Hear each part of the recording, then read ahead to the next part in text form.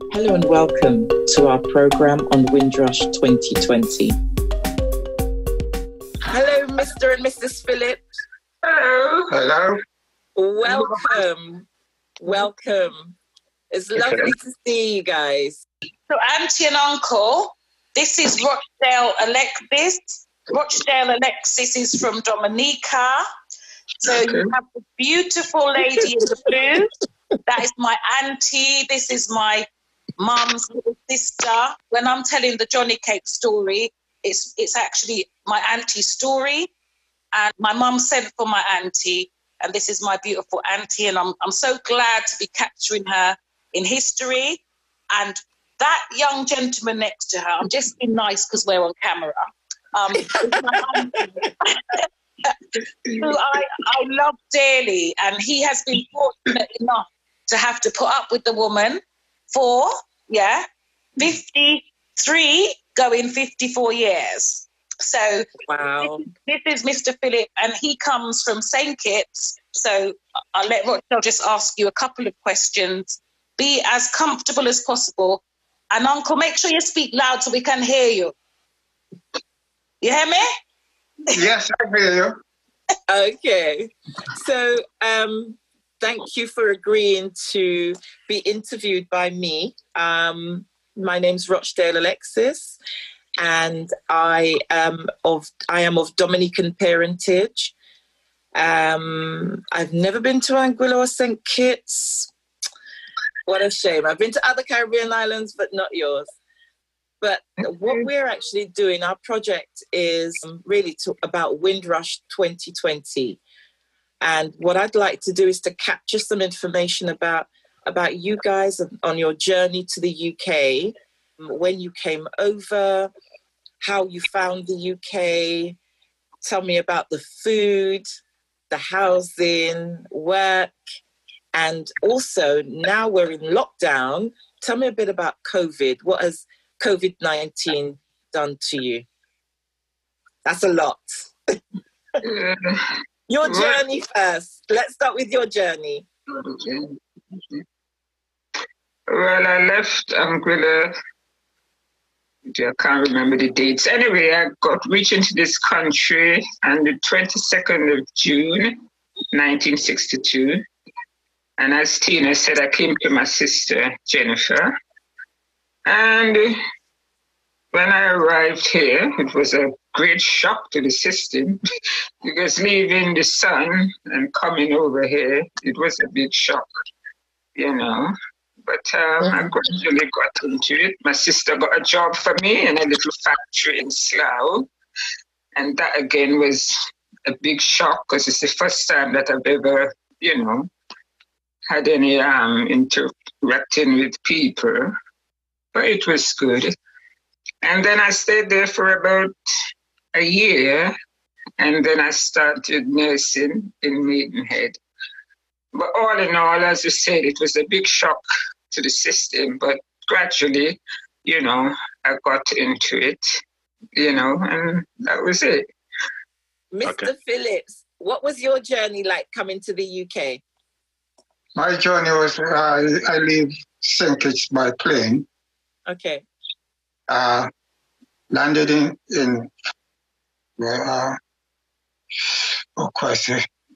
we make 2 stops anyhow, and make 2 stops, end up in Gander, one in Gander, and from Gander, Newfoundland, and then Gander in Newfoundland, and then to Shannon Airport. Wow. Shannon Airport, which is in Ireland. Yeah, that's right. Yes, and then I took a ferry across, and from there I end up in, I think it's Liverpool, and from there I take a train down to Liverpool Station. Liverpool Street. I meet my aunt there waiting for me. Okay. Yeah, and from there, get to my aunt in Slough, in London. And from there, to go to what you call it wasn't a job center at that time. Okay. Yes, but labor exchange used to be. That's right, labor exchange. Yes, yeah. But And what year did you come to the UK? what did I? What year? What year? The year I came here is 1960. Mm-hmm. Okay. Yes, in July. Mm-hmm. Mm-hmm. Yeah. Okay. So and then when I get to the, as I said, I went to the labor exchange and get it. My aunt kept me there. Mm-hmm. And sign on, and straight off there I get a job. Wonderful. Yes, and I get the job the Monday. I went there, see the job, and started the Tuesday. And very good. At the end of the week, they steal all my tools. Oh dear. Oh dear. Yeah, they stole my tools. I had to go and get more tools. The next work. The type of tools I brought them from home. Yes, yes. Okay. That was not very nice. Not very nice at all. Yes. So I had to start again. And afterwards, I worked with that firm for about three months. Then I packed up that one. I said, best if I get a smaller firm, for it's too much problem with them big firms. You can, if you're doing one job, that's where you're on all the time. There's no change in several. You could do a bit of, I say, like concreting, a bit of plastering or nothing like that. You see? Okay. So I changed. I went to a smaller firm, and that's where I branched off from, which is much better than the bigger firm, for you learn more from them. You learn plumbing, you learn to do everything, electrical work and stuff. Also, I had experience of electrical work home and plastering and the cleaner. So it was much easier for me to sit in between them. Okay. Yes, and then, nice group of people I used to work with. And then they finished and I went on to other firm again, which is small again. Okay. So tell me about sort of accommodation and how did you find finding a home and... Oh, well, my aunt, I was living with them, and then from there, while living there and so forth, I had relatives in Slough. So I go down there and look for them relatives in Slough, which is my brother and sister. My brothers and sister. Okay. Yeah. And from there is where I met this woman here beside me, which I don't regret. Wonderful. Okay. Yeah. Which I don't regret that I met her. Very nice. Bless her soul. Bless her soul, yes. Oh, very nice. Yeah. Very nice. We have three beautiful, it would have been 4 children, but the daughter died and leave He was with two. Okay. Yeah, and they bought a house. And it is the same house we're still into. Oh, bless. Wonderful. So tell me, what has COVID done to you guys? The coronavirus and the lockdown. What has that meant to you? Because you're obviously having to stay indoors. Well, we go for walks and so forth. Mm-hmm. We go for, to exercise your legs. And otherwise than that, you just cramp up. Well, for a start, it was a big, that a again big was a shock big too. shock because in all our lives, we've never seen anything like this, Mm-hmm. Mm-hmm. So, well, we just stick to the rules and, as you say, we go out sometimes, do a little bit of we do walking, a little bit of shopping. come back. Find things to do indoors, And out in the I do my gardening. We do a bit of gardening, so. But it's sad because we can't see the grandchildren. We've got grandchildren and come to Slough to see them, So it has been, terrible. But there you are. Hopefully it soon will be over, Yes. Yeah. But tell me about food. Obviously, coming from the Caribbean and coming to the UK, how did you find the food, the difference in the food when you came?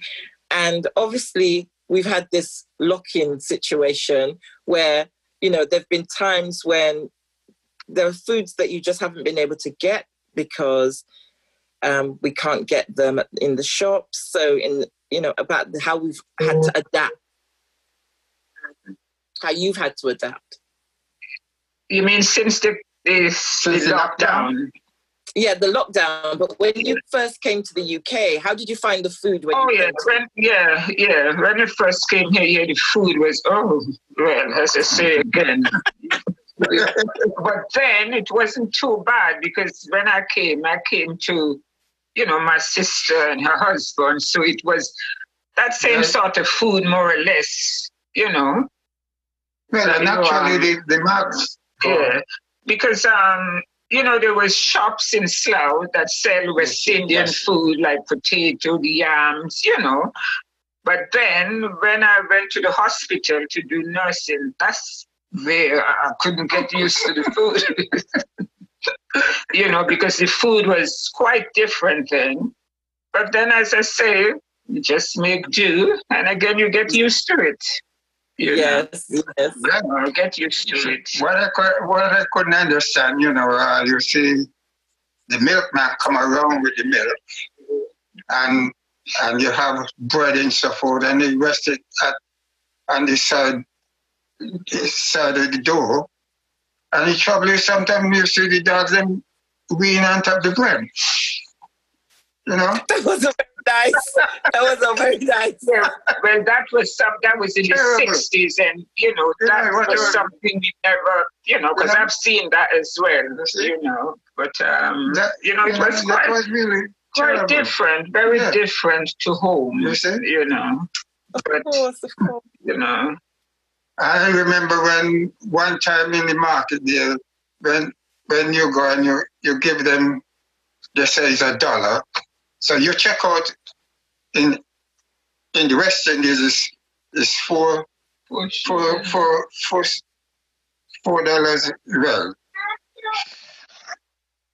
is how much shillings and how much dollar is 4 shillings and it's 4 shillings. Yeah, and twopence. Yeah. So what are you trying to say? So you check out 4 shillings and twopence to give to them as the $1. And he said no. He said no. So wait a minute. That's $1. If you work it out, it's 100 cents. Right. So then they say no, that is a half a crown. That's supposed to be a crown. that was getting used to that money, British right? currency. And that was tough. You That know? would have been tough. Yeah. Yes. The thing was everything different, you know. But you get to get into it, and then when they when they change to the what you call it, the decimal. Decimal. Yes. Well, it was no headache to me for being as we were used to was in the cents, dollars and cents already. You see? So you know it's 100. Everything worked by 110. No, 5, 10. Yes. Were you both pleased to come to the UK in the end, do you think? Yes, I would say I was glad in the end that I did come here. Well, you know. Mr. Phillips, were you pleased that you came here? Yeah. Well, I was going to St. Thomas, and then I changed my mind and said, well, the best thing to do is to go, since my auntie's in England, I said, well, I'll try England instead of St. Thomas. But I didn't feel like, I didn't like America really, in a sense. Mm-hmm. You just prefer to come here. Yeah. So I was glad when I come here. But I tell you what, when I came here and when it was lovely, the sun goes down, takes so long to go down. And then the next time, with the winter, I had to get up in my pajamas and walk in my pajamas for sometimes. Because it was so cold. That cold. You know, as a carpenter, you walk outside. Oh boy. Bless you. Well, anyhow, I enjoy it. So what's been your most memorable experience then over the years? What's been your most memorable experience? The most from leaving the Caribbean to come into the UK? Well, to tell you the truth, I don't know. As I know, I learn a lot here, which is good for me. You see, and when you go up and you see what we used to do home and so forth. For home, we used to just, as a carpenter, you would nail up a thing to go up as a scaffold. But here you have erected scaffolds. Mm-hmm. You see, so it's more solid. But there you have to be doing brace and so forth with the same timber that you're going to use. You see? So, and it's not much of you could go on top of that. Otherwise, it fall along with you. Ooh, not very good. Yes. Oh, wow. Yes. So, guys, thank you so much for giving me your time. Okay. It's been really a pleasure actually meeting you both. Okay. Last year, we were all able to be together when we were celebrating or commemorating Windrush. But this year, we're going to have to kind of do it slightly differently, via Zoom, via telephone, everything else, but being in close proximity to each other. But, thank you for your time. And Gary, thank you so much for being behind the camera. You're welcome. Thank you so much. And, when lockdown is all over and we are out there celebrating, whether it's, again, for Windrush or Black History Month, it'd be really good for me to actually formally get to meet you all in person. So thank you. Okay, thank you. Thank you. Okay, bye-bye. Take care. Bye-bye. That's a wrap. Thank you. Bye. Okay, bye.